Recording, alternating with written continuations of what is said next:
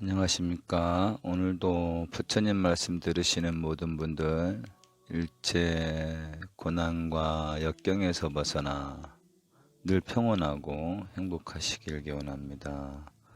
오늘 부처님 말씀 가르침 편 67번째 이야기 삼법인이란 제목으로 간경 시작하겠습니다.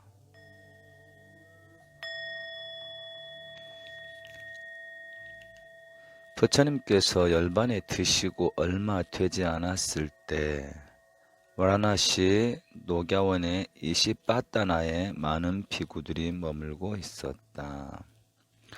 어느 날 찬나 비구가 아침 걸식을 마치고 비구들에게 말을 합니다. 누가 나에게 법을 가르쳐 주어 법답게 알고 법답게 법을 살필 수 있도록 해 주시오. 이때 비구들이 찬나 비구에게 말합니다. 육신은 무상하오.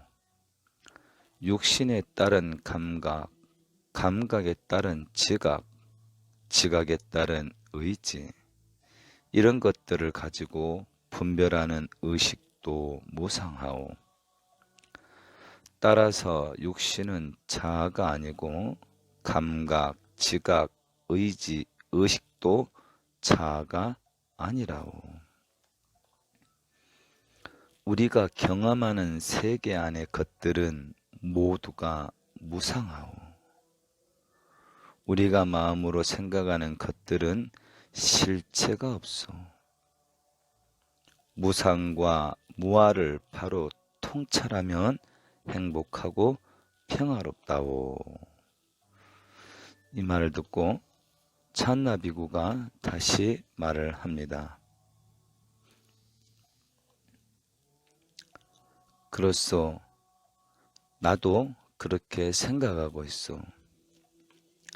하지만 우리가 경험하는 세계 안의 것들이 텅 비고 고요해서 우리의 지각으로 인지할 수 있는 것이 없어서 애착이 없어지고 욕망을 벗어난 것이 열반이라는 말에는 공감이 가지를 않소. 모든 것이 텅 비고 고요하여 불가득이라고 한다면 법을 알고 보는 나는 어디에 있다는 말입니까? 나의 이러한 의문을 풀어줄 만한 장로는 안 계시오. 찬나는 자기의 이런 의문을 해결해 줄 수 있는 장로는 아난다뿐이라고 생각하고 이튿날 아난다가 머물고 있는 왬사의 꽃산비를 향해 떠납니다. 찬나 비구는 꽃산비에 도착하여 아난다에게 이시빠따나에서 비구들에게 설법을 듣고 자기가 이해하지 못하고 있는 것을 그대로 말을 합니다. 이때 아난다가 말을 하죠. 그대 찬나여, 나는 당신이 비구들 앞에서 한치의 거짓도 없이 의문을 제기한 것을 장한 일이라고 생각하오. 어리석은 본부로서는 잘 이해되지 않을 것이오. 내 그대에게 부처님에게 들은 말씀을 말해 주겠소. 한때 부처님께서는 가짜야나에게 이런 말씀을 하셨어. 세상 사람들은 보통 유의 입장에 매달리거나 무라는 입장에 매달리고 있는데 올바른 통찰력을 가지고 세계가 일어나는 것을 있는 그대로 보는 사람은 세계가 존재하지 않는다고 집착하지 않을 것이요. 올바른 통찰력을 가지고 세계가 변해가고 있음을 있는 그대로 보는 사람은 세계가 영원히 존재한다고 집착하지 않을 것이라고 부처님께서 말씀하셨소. 또 말씀하시기를 대부분의 사람들은 어떤 주의 주장에 집착하고 종교적 교의에 갇혀 있지만 주의 주장이나 종교적 편견에 매달리지 않거나 그것을 곧이곧대로 집착하지 않는 사람은 자기의 경직된 관점을 가지고 논쟁하지 않는다고 했어. 일체는 유, 이런 주장도 하나의 극단이고 일체는 무다 라는 주장도 또 다른 극단이므로 부처님께서는 이런 두 가지 극단을 버리고 중도를 말씀하신다고 하셨소. 중도란 이것이 있기 때문에 저것이 있고 이것이 일어나기 때문에 저것이 일어난다는 것이라고 하셨소. 정암경 제10장에 나와 있는 말씀입니다. 다시 한번 가볍게 짚어볼까요? 와라나시 노교원의 이십바타나라는 장소가 나오는데요. 바라나시라고도 하고 와라나시라고도 하죠. 예. 바라나시는 이제 한 도시고요. 그 안에 왕사성이 있죠. 왕사성. 이 왕사성을 이십바타나라고도 합니다. 원문으로는, 범어 원문으로는. 그리고 이 왕사성인 이십바타나 안에 녹야원, 즉 사슴동산, 범어로는 미가다야라고 하죠. 예, 이렇게 이해하시면 돼요. 인도 바라나시 도시 안에 왕사성이 있고 왕사성 안에 녹야원이 있다. 이십바타나 안에 미가다야 녹야원이 있다. 근데 여기 책에서는 바라나시 녹야원의 이십바타라라고 조금 잘못 표기되어 있는데요. 그렇게 하시고 넘어가시고, 중요한 것은 이 찬나비구가 누가 나에게 법을 가르쳐줘 법답게 알고 법답게 법을 살필 수 있도록 해주시오 했을 때 우리가 경험하는 세계 안의 것들은 모두가 무상하고 무상의 법칙이 나오죠. 그리고 우리가 마음으로 생각하는 것들은 실체가 없어 마찬가지 무상이고요.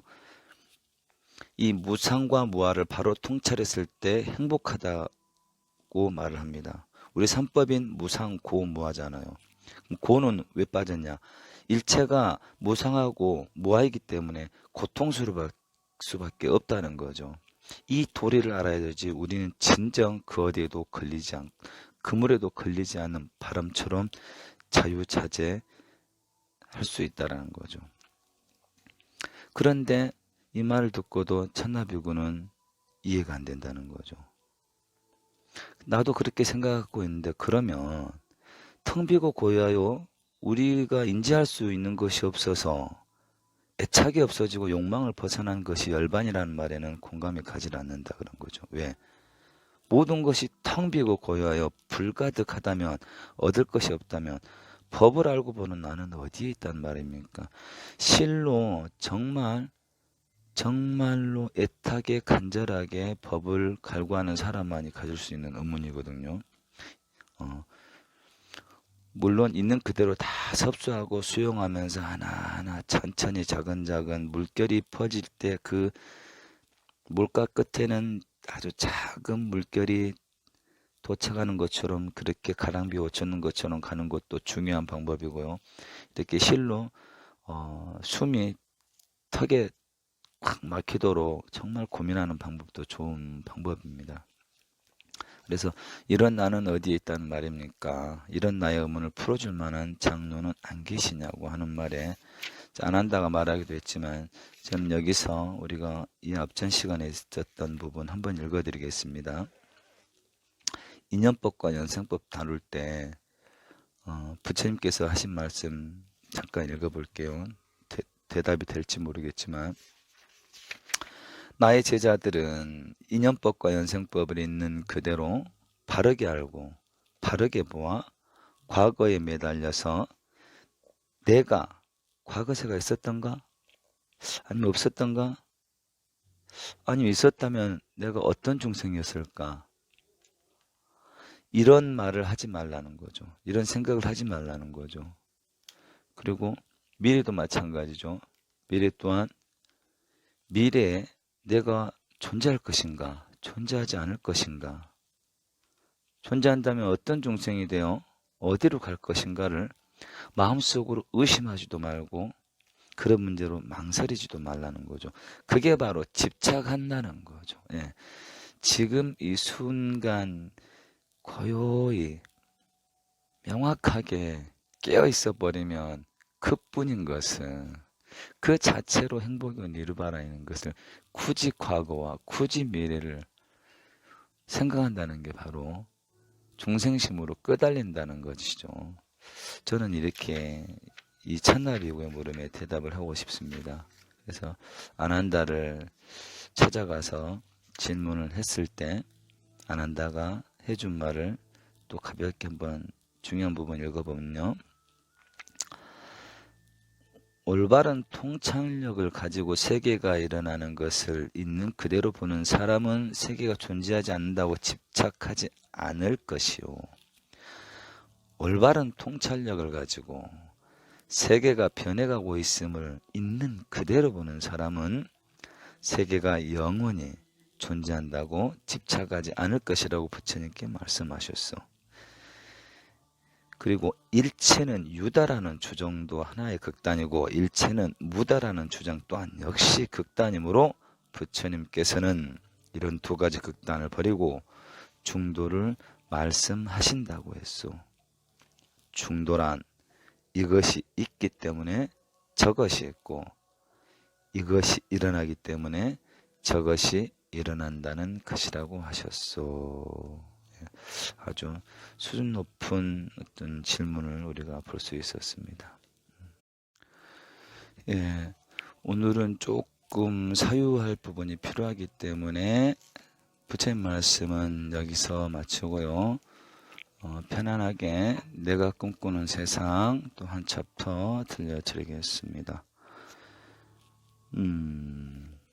말의 평등심이란 말로 한 챕터 나갈게요. 말의 평등심. 옳은 것을 위해 그런 것을 배척하는 말을 하면 옳은 것도 놓칩니다.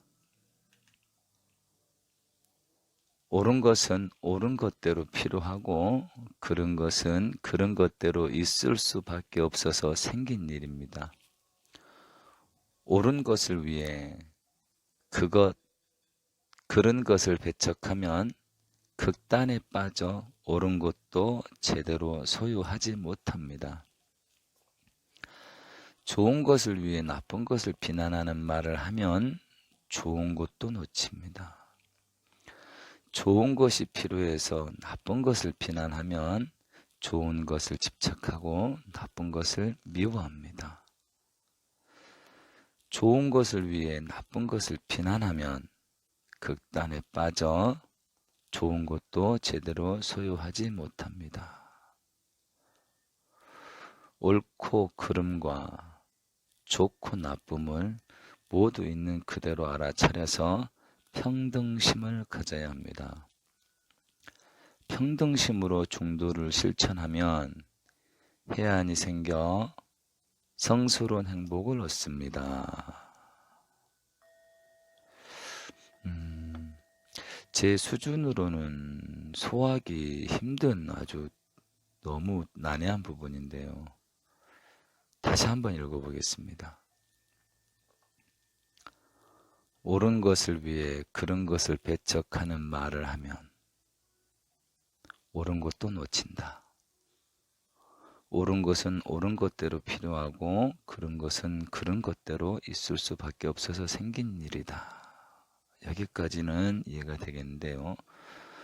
옳은 것을 위해 그런 것을 배척하면 극단에 빠져 옳은 것도 제대로 소유하지 못합니다. 여기서부터는 머리로밖에 이해가 안 되네요.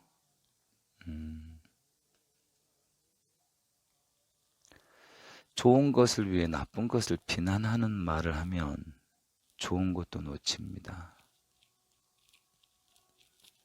좋은 것이 필요해서 나쁜 것을 비난하면 좋은 것을 집착하고 나쁜 것을 미워합니다. 수준이 높습니다. 좋은 것은 당연히 집착하고 나쁜 것은 미워해야 되는 게 맞는 도리 아닌가요? 너무 시시비비를 가린다거나 너무 분별하지만 않는다면 좋은 것을 위해 나쁜 것을 비난하면 극단에 빠져 좋은 것도 제대로 소유하지 못합니다. 그냥 좋은 것은 좋게 개발하고 나쁜 것은 멀리할 뿐 비난까지 하지는 말라는 말인가요? 옳고 그름과 좋고 나쁨을 모두 있는 그대로 알아차려서 평등심을 가져야 합니다. 그러니까 옳은 것을 쫓을 필요도 없고 나쁜 것을 멀리 열 필요도 없다는 건가요? 옳은 건 그냥 옳은 대로, 나쁜 건 그냥 나쁜 그대로, 그냥 그대로 알아차릴 뿐. 여기서 한 발 더 나간다면 그렇겠네요. 앞전 강경 시간에 말했듯이 나쁜 것을 비난할 필요 없이, 비난한다는 것은 그 나쁨에 매이고 걸리는 거기 때문에 그 매이고 걸리는 집착성 사고 때문에 옳은 것조차도 제대로 옳게 소유할 수 없다는 말이 그런 것 같네요. 나쁜 것을 나쁘다라고 알아차리게 된다면 그냥 그 자체로, 알아차린 자체로 그 나쁨을 여의게 되지니까 알아차리면, 나쁘다는 걸 알아차리면 절로 여의어지게 되니까 나쁜 것을 너무 집착해서 비난하고 걸리지 말라, 이런 말인 것 같습니다. 그래서 평등심으로 중도를 실천하면 해안이 생겨 성스러운 행복을 얻습니다. 정말 수준 있는 챕터였습니다. 예. 이렇게 어느 것에도 걸리지 말고 늘 알아차리는 마음 자세로 그렇게 선법 증정하시고요. 복 짓는 데 아끼지 마시고 그렇게 하루 살아가시겠습니다. 오늘 하루도 건강하시고 행복하십시오.